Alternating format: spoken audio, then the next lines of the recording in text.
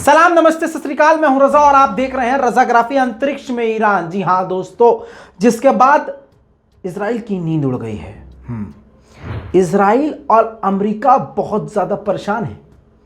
इस रिपोर्ट में आपको सबसे बड़ी अपडेट देने वाला हूं विद प्रूफ और बताने वाला हूं कि अब क्या क्या होने वाला है। ईरान को अच्छे से पता है कि इजराइल कुछ भी कर सकता है, सामने से तो नहीं, धोखे से अटैक कर सकता है। ऐसे में इजराइल और अमेरिका के खिलाफ ईरान की मदद शायद ही कोई करे। वैसे में दोनों देशों का सामना करने के लिए ईरान को सैटेलाइट की जरूरत है, टेक्नोलॉजी की जरूरत है। हथियार तो हैं ही, लेकिन अंतरिक्ष में दौड़ते हुए सैटेलाइट की उसे जरूरत है और कोई दूसरा मुल्क अपना सैटेलाइट ईरान को नहीं देगा।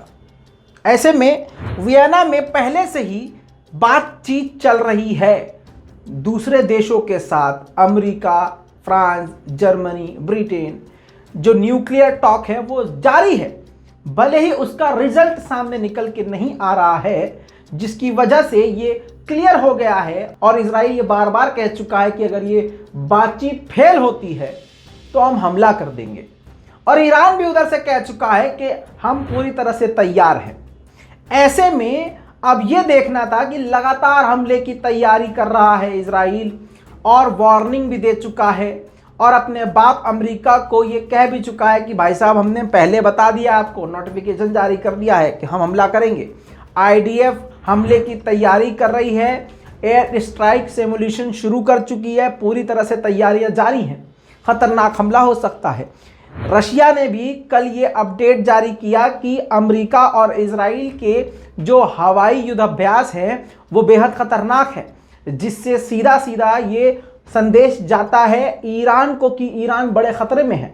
ऐसे में आपको बता दूं कि एक नया कांड हो गया है, जिससे अमेरिका और इजराइल की नींद फिर से उड़ गई है। मामला हुआ क्या है मैं बताता हूं। अंतरिक्ष में ईरान अपना खुद का सैटेलाइट लॉन्च करने वाला है। आपके स्क्रीन पर द टाइम्स ऑफ इजराइल का अपडेट लगा रहा हूं। जी हां, अपने मन की बात नहीं कर रहा हूं मोदी जी की तरह। ईरान जो है प्रिपेयर कर रहा है स्पेस फ्लाइट, जिससे अब टेंशन क्रिएट होगी, बढ़ जाएगी अमेरिका और इजराइल के साथ। कहां पर?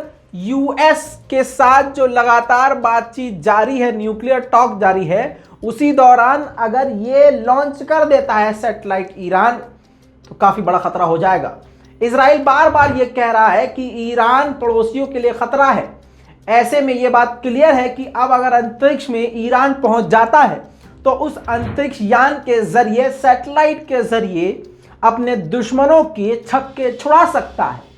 क्योंकि भले ही ईरान के पास हथियार छोटे हों, लेकिन ताकत उन हथियारों की इतनी है कि अमेरिका और इजराइल डायरेक्ट ईरान पर अटैक नहीं करते हैं। एक्सपर्ट की माने तो अगर ईरान ने अंतरिक्ष में अपनी सैटेलाइट स्थापित कर दी तो यकीनन ये बड़ा झटका अमेरिका और इजराइल के लिए होगा और काफी घमासान हो जाएगी। बहरहाल दोस्तों, आपको बता दूं, इस बात को यहां रखते हैं और इसी रिपोर्ट में बड़ी अपडेट आपको एक और दे दूं कि अभी यही सब चल रहा है, इसी बीच में बौखलाहट है बहुत ज्यादा इजराइल के अंदर।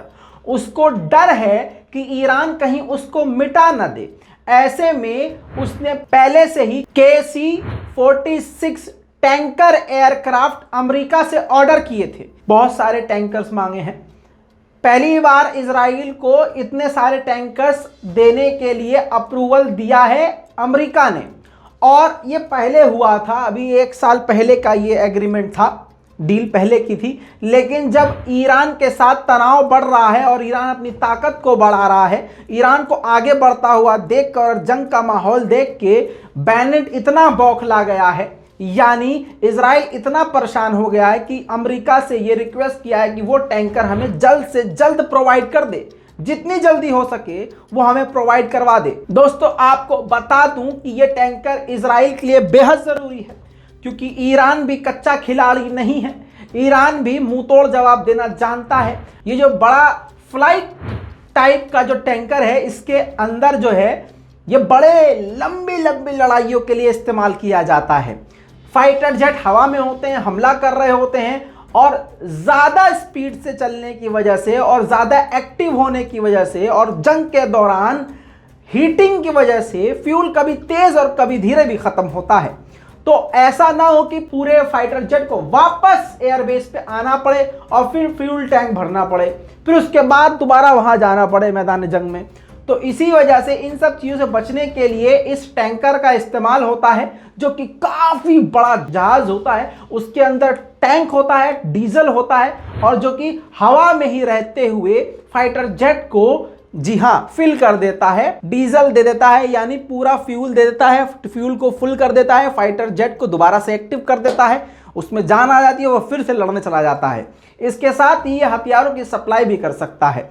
अब इजराइल को पता है कि ईरान के ऊपर हमने हमला कर दिया तो 3 दिन में जंग तो खत्म होने वाली नहीं है और जंग काफी लंबी छिड़ जाएगी। ऐसे में उस टैंकर्स की बहुत ज्यादा जरूरत है इजराइल को। ऐसे में उसने बाइडेन प्रशासन से ये रिक्वेस्ट किया था कि भाई साहब, हमें ये टैंकर जल्दी प्रोवाइड करवा दो तो ज्यादा बेहतर रहेगा।